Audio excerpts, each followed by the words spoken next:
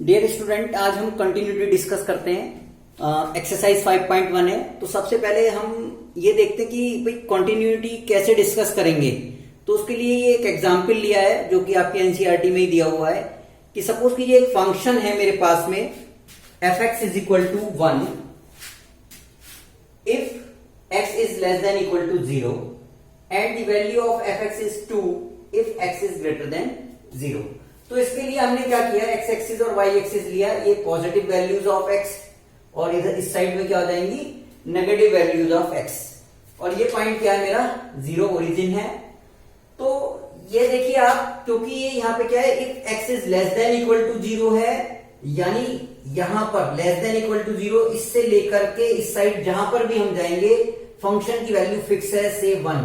तो हमने ये यहाँ पे 1 वैल्यू लेकर के एक लाइन स्ट्रेट खींच दी और ये अप टू आगे तक जाती रहेगी। ऐसे ही यहाँ पे इसमें कहा है कि यदि ग्रेटर देन 0 है, देखिए अपनी बारी इक्वल टू 0 नहीं कहा इन्होंने कहा ग्रेटर देन 0 है तो वैल्यू 2 है, तो 2 ग्रेटर देन 0, यानी इस पॉइंट से आगे जब जाएंगे हम तो यहाँ पे वैल्यू क्या जा रही है, 2 जा रही है। तो हमने ये इस हिसाब से खींच दी।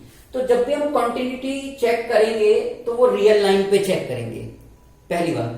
अब क्या है कि यहाँ पे देखें कि जो ये बताया गया है कि यदि हम किसी फंक्शन का ग्राफ ड्रॉ करें और without lifting the pencil on the graph paper हम यदि बना रहे हैं, तो यदि हम ग्राफ प्लॉट कर रहे हैं तो विदाउट लिफ्टिंग द पेंसिल यदि हम ड्रॉ कर पाते हैं तो वो कंटिन्यूअस ग्राफ हो जाएगा, अदरवाइज वो कंटिन्यूअस नहीं होगा। लेकिन आप इस चीज को बेसिकली इस तरह से समझें कि देखिए यदि हम लेस देन इक्वल टू 0 पे जा रहे हैं तो यहां तक आ गए, लेकिन अब हमें यहां से ये वाला ड्रॉ करने के लिए पेंसिल अपनी उठानी ही पड़ेगी।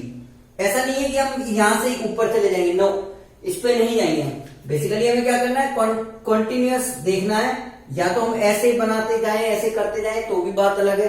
लेकिन इसमें हम अब बात करते हैं टेक्निकली कि मैथमेटिक्स में किस तरह से आप क्वेश्चन यदि आता है तो अपने स्कूल में या पेपर में एग्जाम में किस तरह से क्वेश्चन सॉल्व करके आएंगे।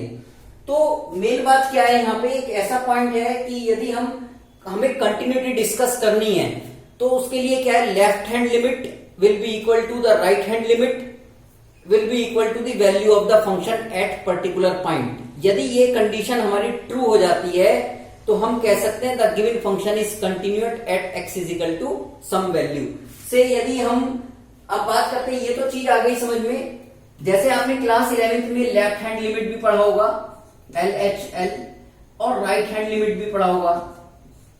तो सपोज कीजिए यदि हम यहाँ पे 0 की ही बात करते हैं तो यदि हम लेफ्ट हैंड लिमिट की बात करेंगे तो limit x tending to 0 minus, और जब हम राइट हैंड लिमिट की बात करेंगे तो limit x tending to 0 plus. अब बेसिकली ये मीनिंग क्या है इनका, 0 माइनस और 0 प्लस का मीनिंग क्या है। तो यहां पे देखिए इस फंक्शन में के थ्रू मैं इस चीज को एक्सप्लेन करने की कोशिश करता हूं कि 0 पे वैल्यू क्या हो रही है कि ठीक 0 पे यदि लेस देन 0, जैसे ही 0 से बहुत मामूली से स्लाइटली कम होती है वैल्यू, यानी चाहे आप 0 से इधर चले जाएं, इधर चले जाएं, इधर चले जाएं, कहीं भी चले जाएं, the value of the function is 1।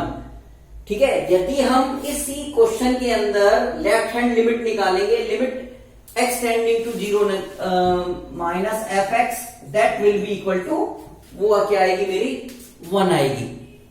ठीक है, और जैसे ही हम राइट हैंड लिमिट निकालेंगे 0 प्लस, तो जैसे ही 0 से प्लस हो गए हम 0.01 जैसे, तो उस पर फंक्शन की वैल्यू कितनी है, 2, तो f(x) will be equal to 2।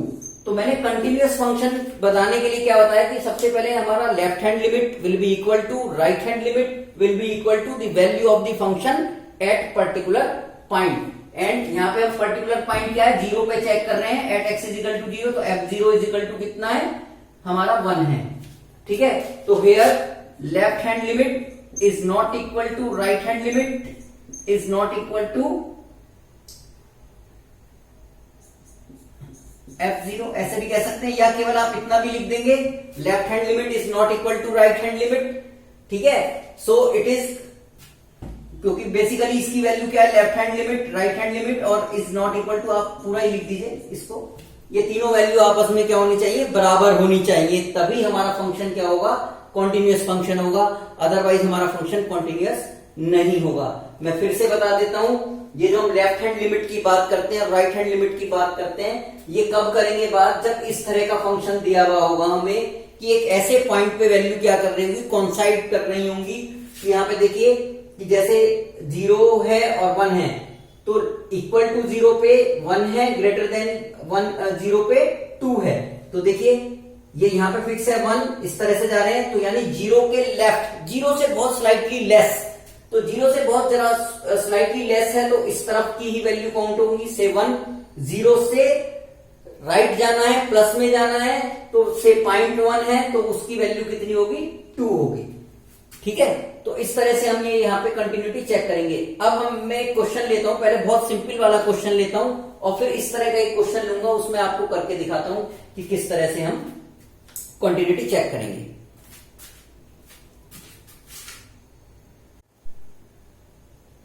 देखिए हमने क्वेश्चन नंबर 1 लिया है, बहुत आसान सा है। इसमें डिस्कस करनी है कंटिन्यूटी और पॉइंट भी हमें गिवन है, x is equal to 0, x is equal to 3 and x is equal to 5।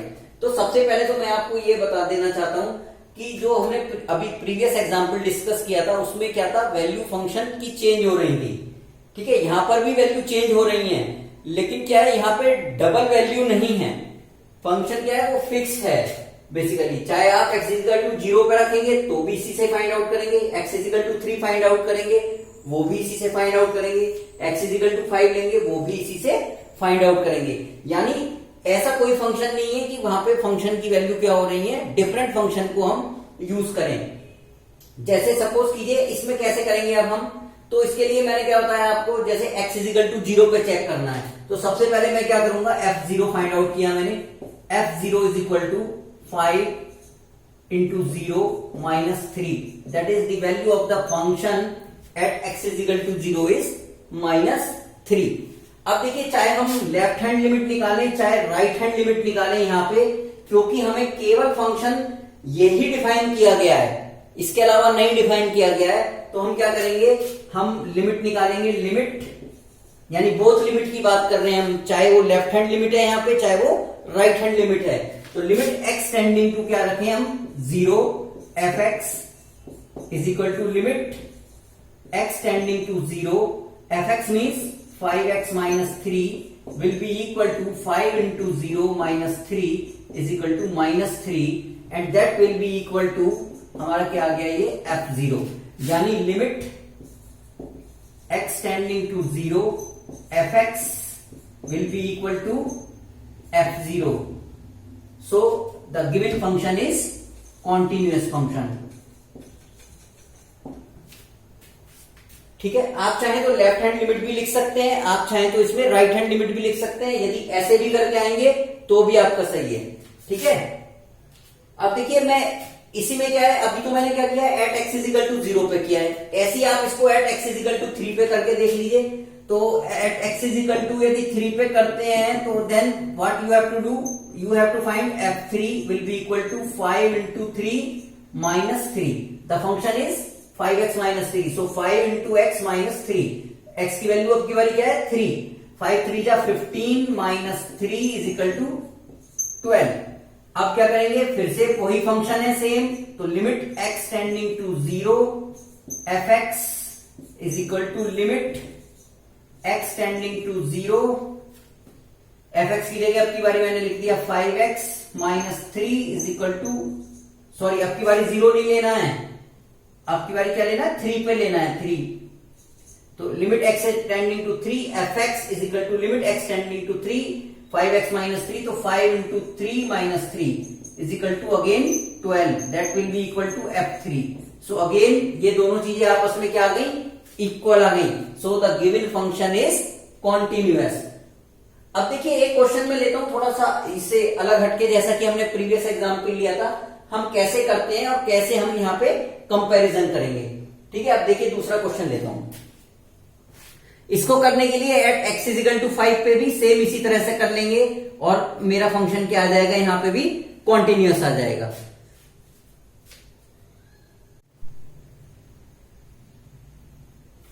देखिए स्टूडेंट, अब मैंने क्वेश्चन नंबर 6 लिया है, f x is equal to 2x plus 3 if x is less than equal to 2 and f x is equal to 2x minus 3 if x is greater than 2।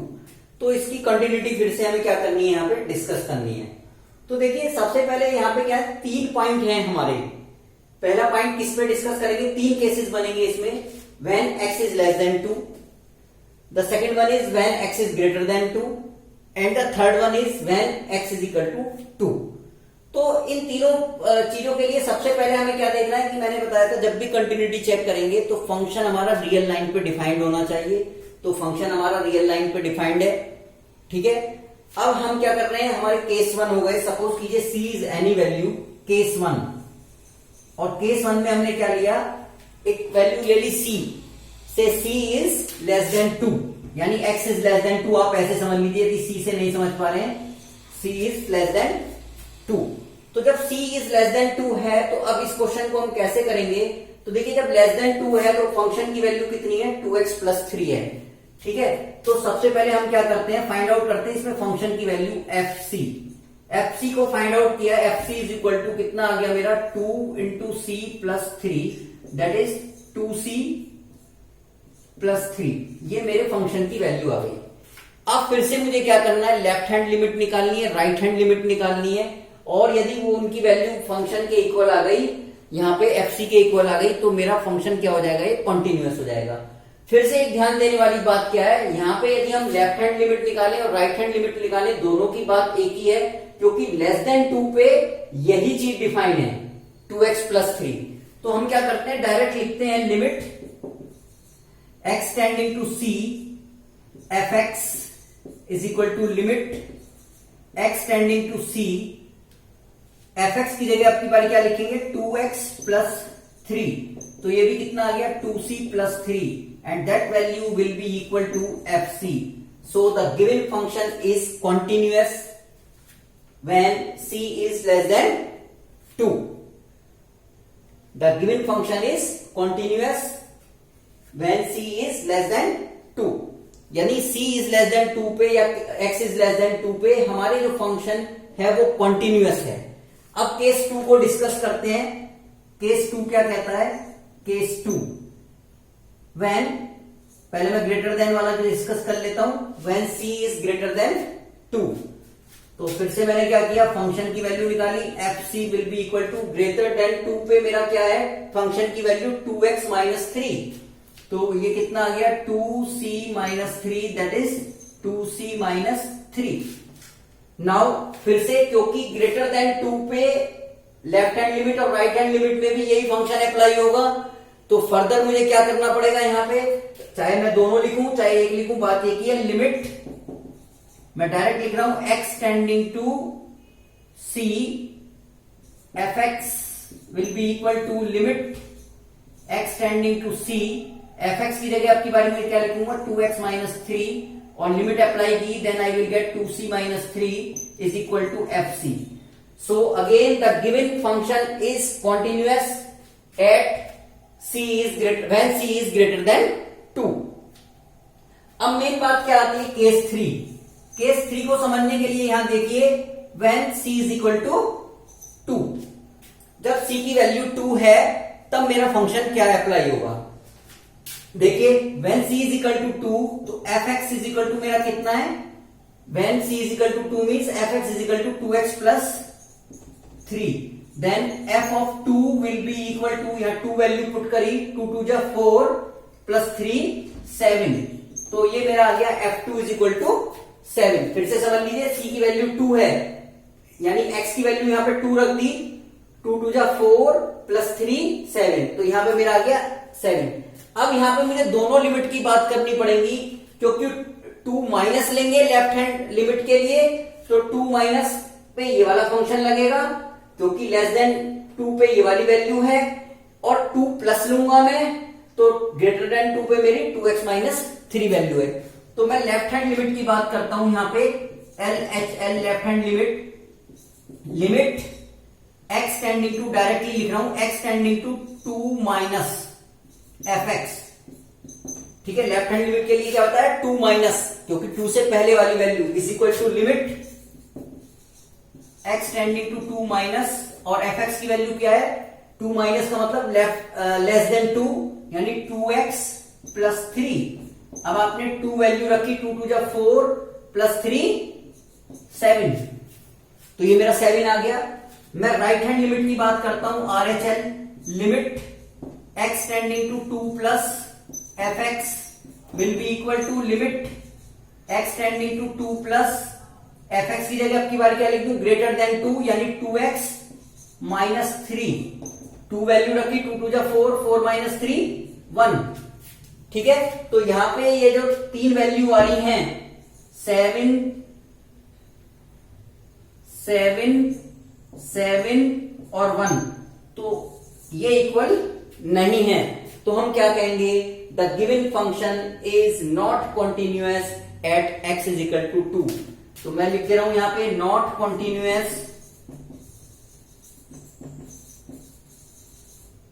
Eight x is equal to 2, यानी मुझे इसमें continuity discuss करनी थी और continuity मैंने discuss करी, तो पता लगा कि जो फंक्शन है वो at x is equal to 2 पे कॉन्टिन्यूअस नहीं है।